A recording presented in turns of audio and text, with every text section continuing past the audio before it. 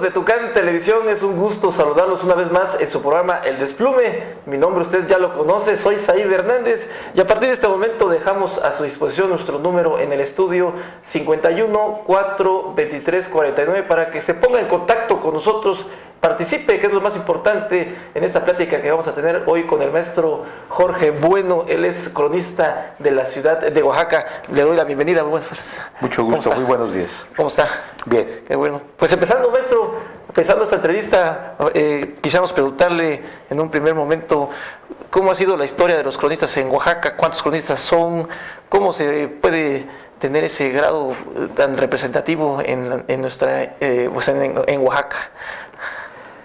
Hay en la historia de Oaxaca cronistas que escribieron sobre la antequera y que quedaron en la memoria, como el propio Hernán Cortés en sus cartas de relación, como Bernal Díaz del Castillo en su verdadera historia de la conquista de México o de la Nueva España, y cronistas como don Guillermo Reimer Fenoglio de principios del siglo XX, que escribió mucho, platicó y enseñó mucho, pero que oficialmente no fue un cronista.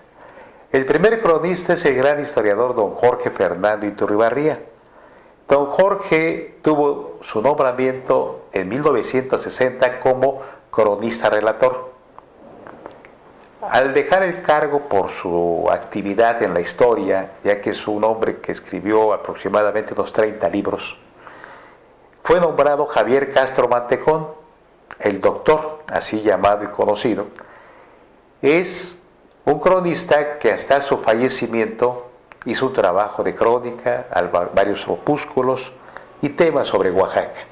Se significó por ser presidente de la Asociación Folclórica Oaxaqueña, que es el antecedente, históricamente, del Comité de Autenticidad.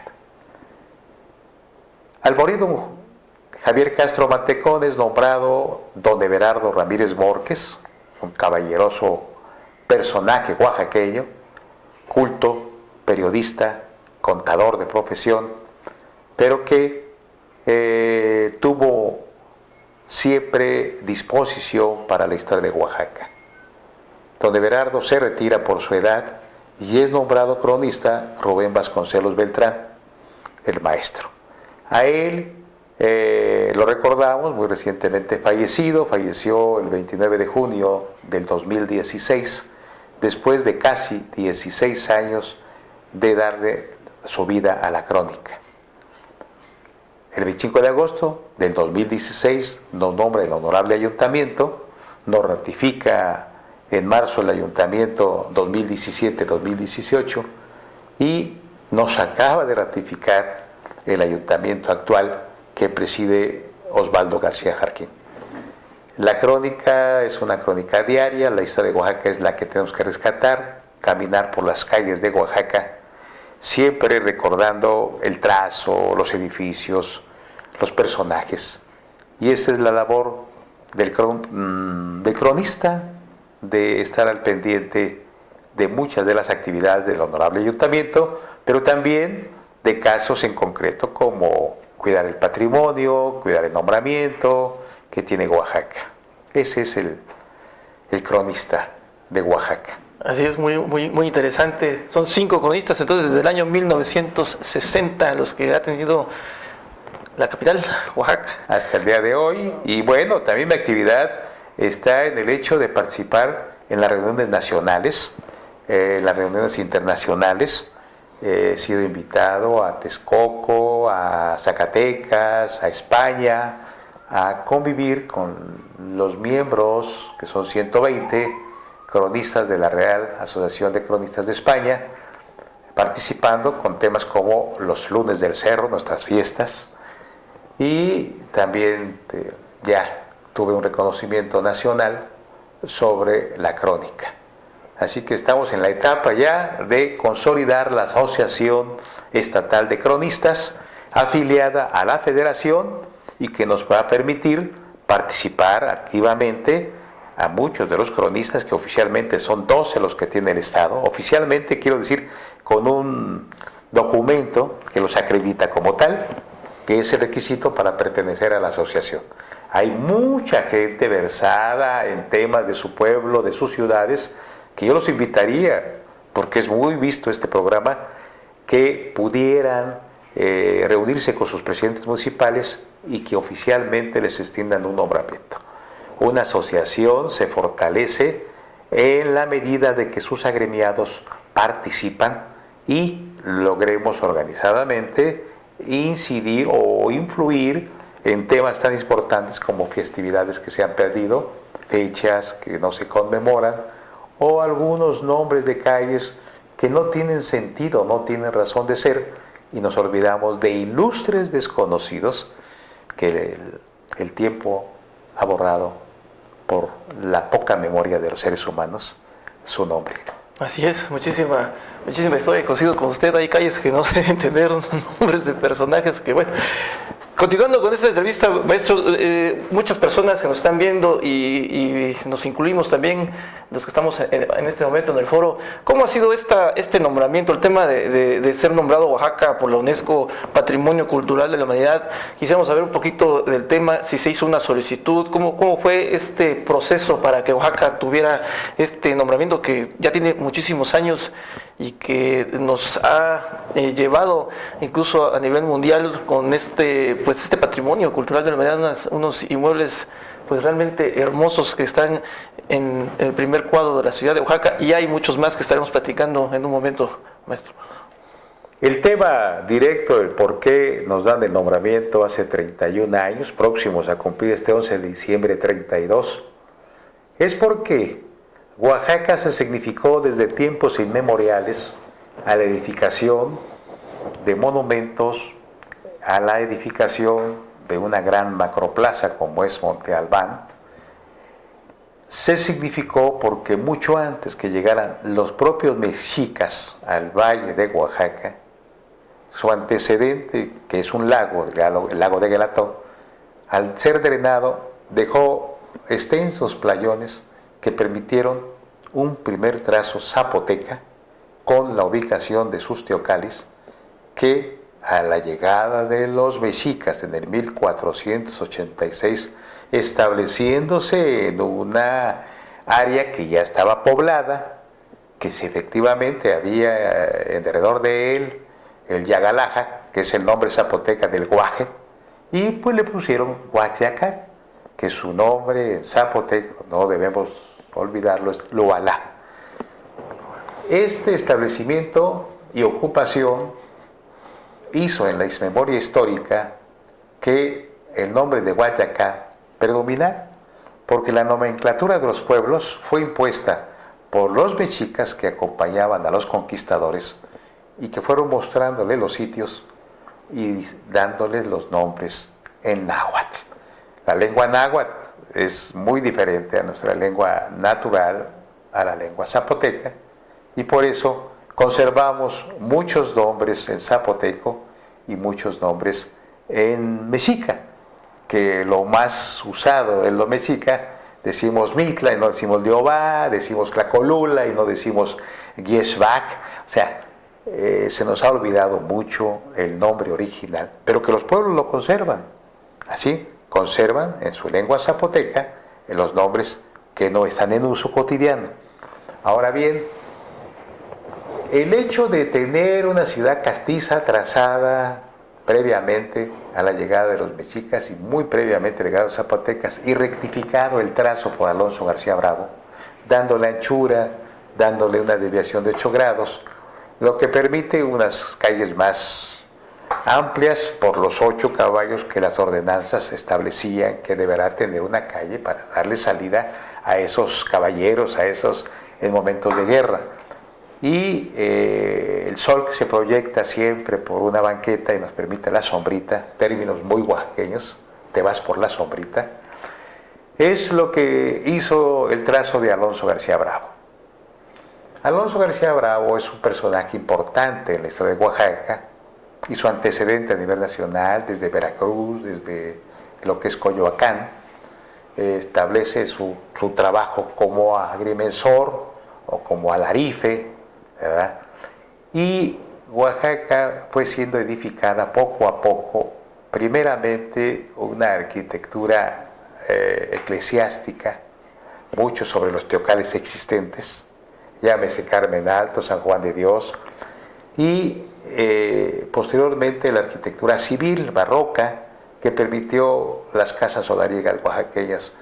Dignos ejemplos de ellos son la Casa de la Ciudad y algunas otras edificaciones que están muy bien conservadas. Tendremos alrededor de 16 casas del siglo XVI, las demás 17, 18 y así sucesivamente. Y ya el barroco se encargó de darle a cada una sus características. El trazo de Oaxaca nos ha permitido un damero, manzanas de 100 varas por 100 varas, no 100 metros por 100 metros. Y al conservar esas medidas de una vara castellana, 0.94806, algo así, nos permite un tablero desde el aire contemplar Oaxaca, enorme, precioso y conservado. En los estudios y las aportaciones que hicieron gentes del gobierno, cuando queda como interino el contador Jesús Martínez Álvarez, al pedir licencia a Pedro Vázquez Colmenares, le permitió a la dirección municipal, que dependía de la Secretaría de Gobierno o de Estudios Municipales, que gentes como Ortiz Layuz nos auxiliaran y gentes como el arquitecto Rafael Vergara hicieran escritos y solicitaran que Oaxaca fuera incluida al patrimonio cultural de la humanidad. Se logró, y no solamente se logró sobre un monumento histórico ya decretado, sino que se logró como una de las quintas sextas ciudades de la República de sumarse al patrimonio. Hoy en día son casi un centenar en todo el mundo y que implica un compromiso muy serio. Un centro histórico requiere de respeto, de mucha vigilancia, mucha asepsia y conservación. Y en algún momento, lo mencionas, ha estado en riesgo de perderse, porque las cosas se pierden cuando no se cuidan, cuando no existe un reglamento que sancione. No hablemos de castigos, sino de sanciones administrativas que sean suficientemente estrictas que impidan que la agresión sea fácil de hacerla, que la agresión no se dé tan cotidianamente y que si ésta se llega a dar tenga consecuencias de tipo administrativa, que pueden ser muchas. Si alguien pinta una fachada, pues su castigo será pintar toda la manzana con su propia pintura, el color que indica el reglamento del centro histórico. Para eso hay autoridad, que el bando municipal así lo establece. Lo único que nos falta es respetar esas leyes y que las leyes se cumplan por obligación. El gobierno lo tiene. Le damos al tema que mencionaba nuevamente, maestro. Entonces existe ese riesgo de quitar el significativo de patrimonio cultural de la humanidad para Oaxaca. Existe ese riesgo, está latente, se ha hablado mucho en muchas opiniones, pero usted tiene más conocimiento. ¿Cuál sería su punto de vista? Y sobre todo que tiene pues esa historia y conocimiento de nuestra ciudad de Oaxaca. Si bien aunado al nombramiento viene una serie de disposiciones en donde la autoridad se compromete a cuidar, llevar efecto. Y una de ellas es la no alteración del trazo, la no alteración de las fachadas que están catalogadas, no solamente por la dirección del centro histórico, sino también por el Instituto Nacional de Antropología e Historia. Cuando una edificación se viene abajo por el descuido, por los fenómenos naturales, que Oaxaca ha sido en ese aspecto muy dañado, existe un reglamento que impide simplemente reconstruir en una forma espontánea, sin licencia y al arbitrio. Entonces, así como debe darse una uniformidad para que ese aspecto histórico, esa imagen urbana, esa respuesta al paisaje que la dieron arquitectos, gentes que en forma cuidadosa y con la herencia hispana construyeron una ciudad castiza, así también los colores característicos de Oaxaca, producto de tonalidad de sus tierras, de su arcilla, de sus elementos como la propia grana, el ocre, son el amarillo, el rojo, son colores que están en el catálogo. Entonces, no se trata de que toda la ciudad luzca de un solo color, hay una amplia variedad de colores, pero que tampoco el dueño de una casa pinte al arbitrio. Eso es una de las cosas que cuida mucho el centro histórico. Y por eso la sanción de la suspensión de obras, que son bienvenidas por los que entendemos que así debe ser, el ordenamiento, el reglamento, el cumplimiento de las leyes. No vamos a perderlo si los ciudadanos cuidamos. Y lo podemos perder desde mucho antes que haya una declaratoria por la Organización de las Naciones Unidas, a través de su dirección de monumentos, porque en el momento que permitamos la destrucción y la alteración, pues desde ese momento perderíamos nuestro aspecto que nos da orgullo de ciudad castiza, española, mestiza, mexicana, que la mexicanidad la adquirimos a través de un mestizaje, pero a través de la lengua y de muchos aspectos nos caracteriza la mexicanidad como obra de un proceso, de un choque brutal de dos culturas, la occidental y la mesoamericana, que produjo un híbrido, que es el mexicano. Así es, muchísima historia, pero también entra aquí la omisión no solamente del ciudadano, sino también de este órgano que usted mencionaba, el Instituto Nacional de Antropología e Historia, y también pues uno de los principales guardianes de este patrimonio pues es el municipio de Oaxaca de Juárez. ¿Cuál sería la recomendación, maestro Jorge Bueno? Mira, el problema que actualmente vive la autoridad, llámese presidencia municipal integrada por regidores, síndicos, conforman un ayuntamiento, se juntan. Ellos lo que tienen a su alcance son reglamentos, pero quien tiene la autoridad y el deber de ejercer el orden es la autoridad constituida para tal, que son la policía municipal, la policía estatal, los órganos no de represión, sino los órganos de orden, de ver y cuidar el aspecto y la disciplina de los ciudadanos.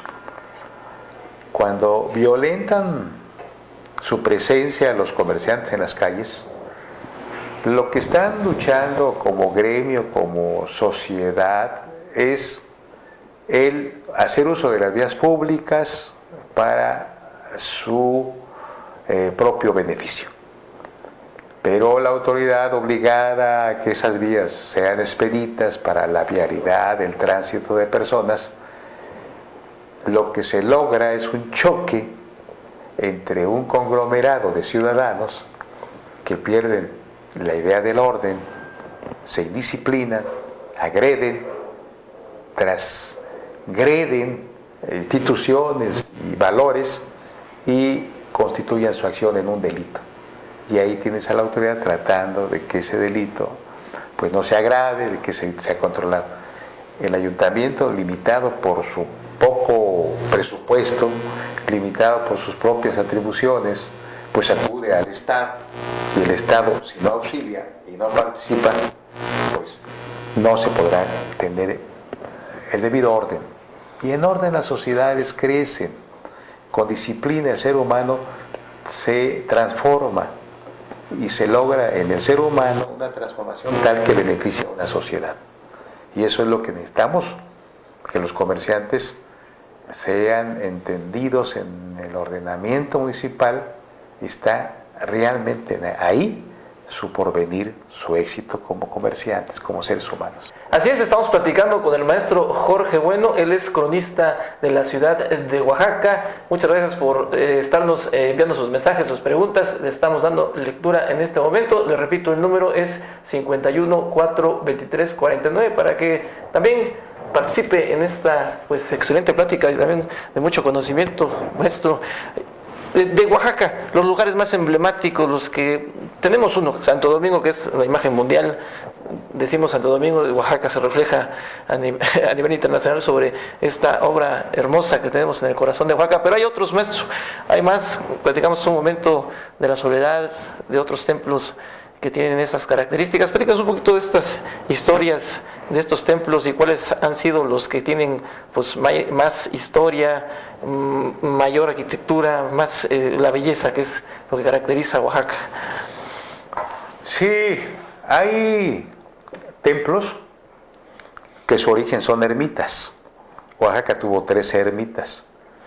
Y en las ermitas se edificaron templos, que es el caso muy concreto, voy a referirnos.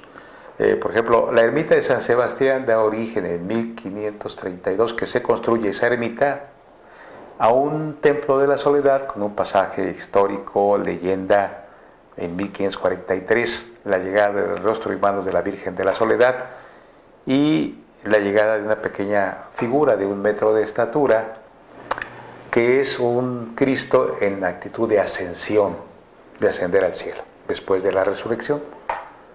Las imágenes del rostro y las manos quedaron en la ermita de San Sebastián, hoy Basílica Menor de la Soledad, y el Cristo se llevó a la ermita de la Santa Veracruz, que también fue construida por 1532 y que dio origen a un templo con esa figura de ese Cristo venerado por cientos de generaciones y que aún está en el templo del crucero principal del Carmen Alto.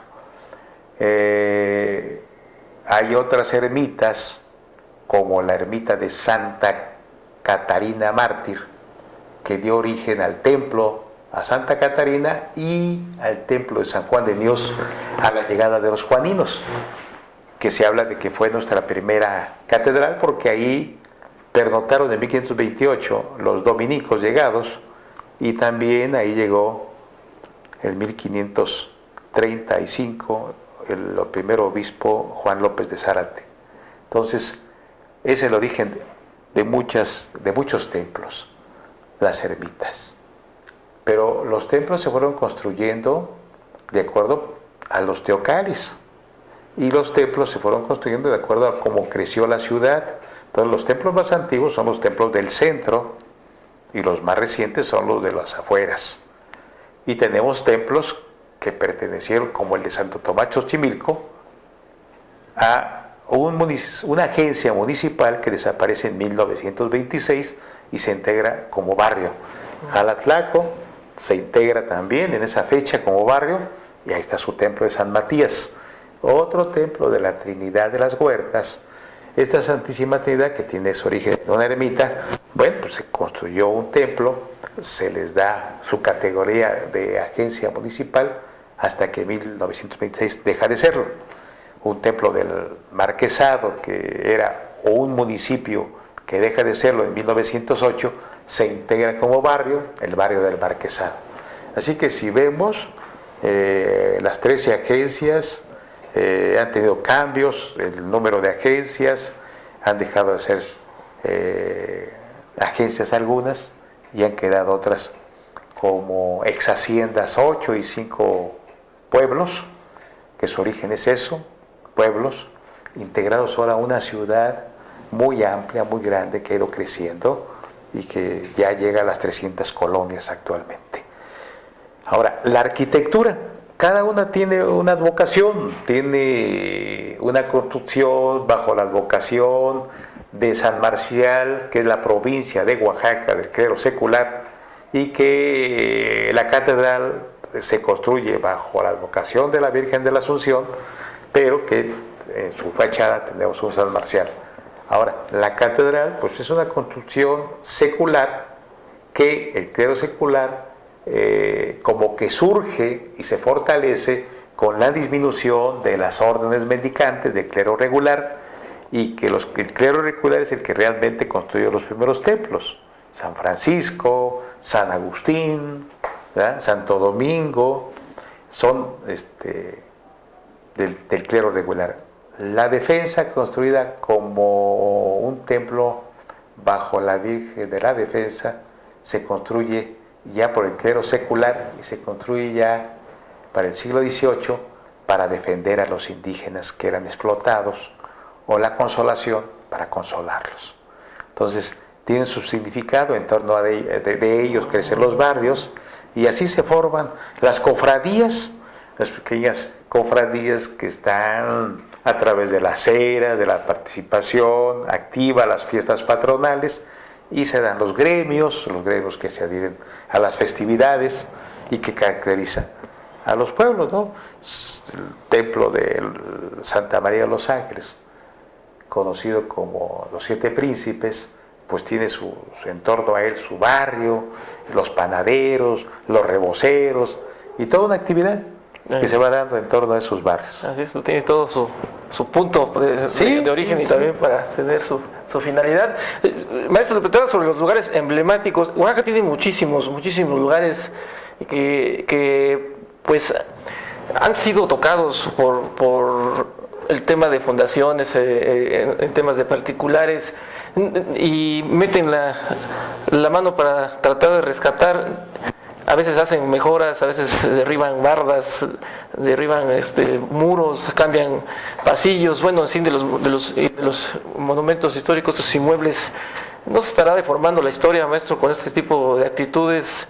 Porque no se ve realmente pues un sector ciudadano que pueda intervenir también en ese tipo de pues explotaciones de esos inmuebles, ¿no? De las reconstrucciones que se ven, ¿no? Y se quedan en comodatos y sigue la historia avanzando y a veces se privatizan, ¿no? Como un tema Santo Domingo, hay unas fracciones que no se puede ingresar ya, que realmente son patrimonio de Oaxaca. Entonces hay lugares que ya se han prohibido, pues, para el ciudadano común no poder ingresar a esos inmuebles.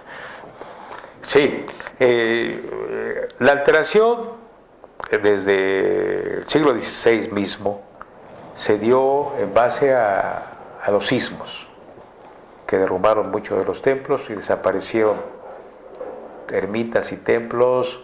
Hablemos del templo de la Coronación, que estaba sobre las calles de 20 de noviembre y Mina, desapareció.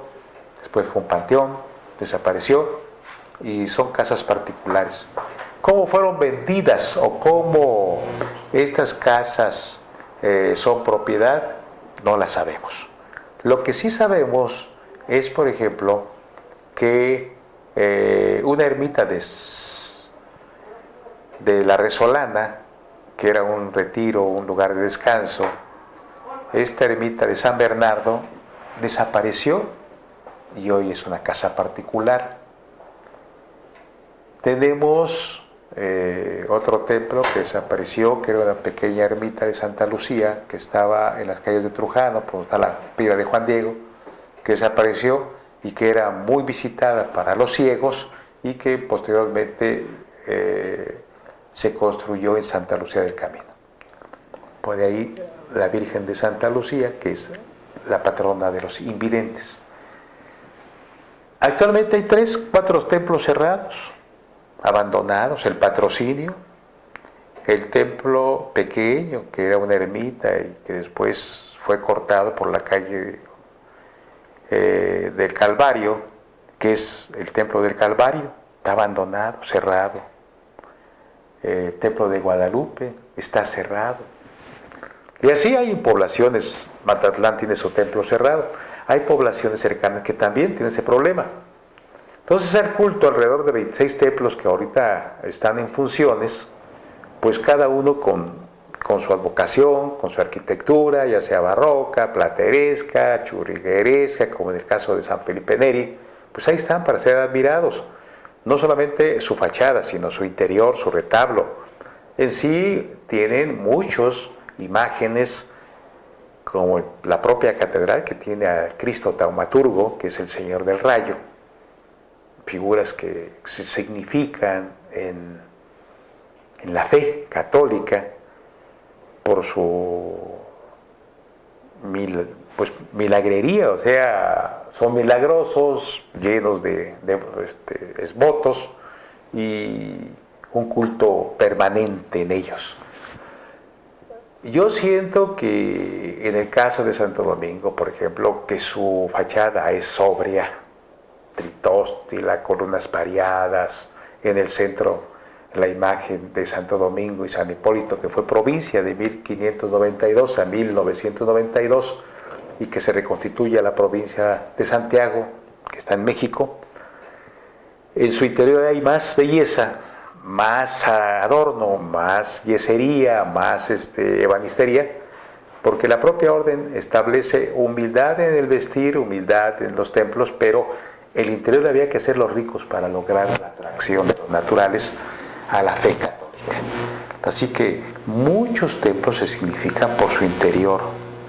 Hay lugares como la capilla del Señor de Tlacolula, que es todo un martirologio, donde puedes apreciar la forma de haber muerto los mártires de la fe, que en su mayoría pues, son los apóstoles, ¿no? Murieron de diferentes formas.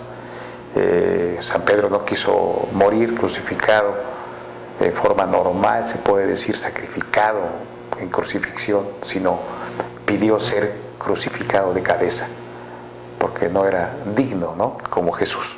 Entonces, San Pablo decapitado, todos, San Juan Bautista, ahí está. Entonces es un lugar de enseñanza, de aprendizaje, de comprensión de una fe que tiene por un lado mártires y por otro lado santos, ¿no? Y bueno, pues es siglo XVI, y siglo XVI tenemos muchísimos templos en Oaxaca todavía que podemos admirar y conocer, rutas dominicas que inician en Oaxaca desde Guajuapan, Tamazulapan, del Progreso, Tepozcolula, Tlaxiaco, Yahuitlán, Coixtlahuaca, Huitzoetla, Oaxaca, ¿no? Y sigue, Tlacolula, y sigue, Totolapa, el Istmo, Tehuantepec. Esa ruta dominica en Oaxaca es bellísima, es digna de recorrer. Y pues Oaxaca tiene la monumental construcción de Santo Domingo, otra monumental es Yahuitlán también, pero Oaxaca, Santo Domingo el Mayor, es una de las joyas de América. Así es, y sobre todo que tiene mucha historia y muchos secretos también, los túneles que comunican a varias, pues hay muebles y a templos, es correcto también ese punto. Sí, de los túneles se ha hablado toda la vida. ¿Por qué no se abren al público? ¿Por qué se tienen en secreto? Lo que no ha habido es el interés de los túneles. Yo creo que tuvieron su uso, tuvieron su práctica, su recurrencia en la independencia, en la reforma, y que fueron sellados por el mismo clero. Los primeros sellos a lugares los dieron los propios evangelizadores, como es tapiar la cueva o la caverna que se dice que va de Mitla a Monte Albán, que sería extraordinaria. Fue tapiada por los dominicos, lo habla Francisco de Burgoa. El inframundo, la entrada al infierno, el que aquellos desposeídos, aquellos ya entristecidos por la vida, ya se introducían y morían ahí. Todo eso está en los libros, está escrito. Y también se habla de una caverna, una cueva que va de Teotitlán, el reino de la Guacamaya, un lugar sagrado, hacia Mitla. Y se habla de la parte del Cempaltépetl, de la cueva a donde se introdujo con sus huestes aquel personaje típico que algunos dicen Condoy, pero que el nombre creo correcto debe ser Congoy, y que va hasta Chiapas al Soconusco. Bueno, en Oaxaca, si se construyeron pasadizos, fueron con fines específicamente de conservación o específicamente porque siempre se tuvieron los temores a las revueltas, que los hubo, muchas revueltas, y que no fue fácil la evangelización. Realmente ayudó en la conquista la evangelización de los naturales. Hay de Santo Domingo a Santa Catalina es convento, sería muy corto. Hay de San Felipe Neri hacia la Soledad, o si hablamos desde la catedral, pasando por San Felipe Neri, pasando por la Casa Oñate, pasando por Bellas Artes, el convento de San José, y llegando al exconvento de la Soledad. Entonces, hay pasadizos que en forma personal me lo narró el arquitecto Octavio Flores Seguillón, cuando como arquitecto le tocó la construcción del pasadizo de la parte baja del kiosco, que ese pasadizo, ese pasillo de venta de productos se llama Alberto Canseco Ruiz. Va de la clavería, que era donde se pagaba el diezmo de la catedral, hoy está ahí el Marqués del Valle, hacia el templo de la Compañía de Jesús. Sería atravesar lo que llamamos Zócalo, que es nuestro Jardín de la Constitución, su nombre correcto. Y es muy dado, por ejemplo, un pasadizo de la Merced hacia el templo, pasando por el convento de Santa María de los Ángeles, conocido como los Siete Príncipes, ¿no? O sea que tendría que hacerse un mapeo, lo cual ya se pensó en el bienio pasado. El licenciado Hernández Fraguas tuvo interés, lo que no tuvo el ayuntamiento es un presupuesto. Para hacer técnicamente un mapeo se puede hacer hoy en día con escaneo. Y este escaneo tendría que darles un mapeo, y ese mapeo tendría que darnos tanto longitudes como en cierto aspecto la conservación de esos túneles y sus inicios y sus terminaciones, para hacer un recorrido que seguramente va a requerir varios millones de pesos, empezando por el más corto, pero que sería un atractivo, claro que sería un atractivo, por supuesto, porque pues hay leyendas y hay historias que hablan de que todavía a la expulsión de los jesuitas hacían uso de ese pasadizo. Por ejemplo, si los jesuitas son expulsados allá por el año de 1679, los jesuitas que quedan escondidos hacen uso de ese pasadizo y entraban de la compañía y pasaban a la clavería. Entonces saldrían las casas aledañas a lo que es la calle del Sagrario, hoy calle que lleva el nombre del doctor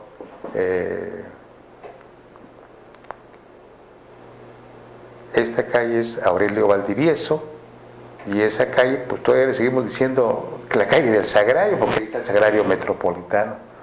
Entonces hay mucha historia que es historia y no hay leyenda, y hay leyendas pocas, pero que se basan en mitos, en consejas antiguas y que no están debidamente documentadas, por lo tanto quedan como leyendas. Muy bien. Pues maestro, se nos ha terminado el tiempo, pero ojalá nos pueda acompañar para seguir conociendo un poco más de la historia de Oaxaca y sobre todo de este patrimonio cultural de la humanidad. No sé si nos comprometemos con el auditorio para que próximamente, ¿no? Estaremos, si Dios nos presta vida, y seguir ya tocando otros temas. Seguiremos tocando otros aspectos, son muy largos, son muy amplios. Hay muchos temas, muchos temas. Cada templo tiene un tema. Hay un libro que se publicó bajo la fronda del Guaje Milenario que tratamos de consignar en una cuartilla una historia, pero las historias son muy amplias, muy largas, muy ricas, sobre todo en folclore, en tradición, pero nos falta mucho conocer de Oaxaca. Oaxaca tiene una cultura milenaria, ¿sí? Estamos hablando de asentamientos de hace 12,000 años, de grupos debidamente identificados que se establecieron, que domesticaron el maíz, la calabaza, elementos que nos permitieron fecharlos y que nos arrojan los 12,000-14,000 años a través de la prueba del carbono 14. La parte del Valle de Tlacolula es muy interesante porque esa parte que, vuelvo a repetir, estuvo inundada, pues nos permite en las partes altas ver los pueblos antiguos. Los pueblos en la parte baja son los más recientes, pero que en sus cuevas de la zona de Yagul, entonces ahí están los lugares en donde ocuparon primeramente hace 12,000 años los pobladores del Valle de Oaxaca. Pues así es, así lo tiene, ya tiene usted una breve parte de lo que es la historia de nuestra entidad oaxaqueña, un poquito también de lo que es el patrimonio cultural de la humanidad. Pues muchas gracias, maestro, le agradecemos su tiempo y su historia que nos comentó el día de hoy en Tucán, Oaxaca. Muchísimas gracias por la invitación y nos vemos próximamente. Muchas gracias, mi nombre es Said Hernández y nos vemos hasta la próxima. Este programa fue patrocinado por Abarrotes Ramírez, más de 40 años siendo pilar de la economía familiar. Notaría Pública Morales Amaya, ubicada en el Centro Histórico de Oaxaca.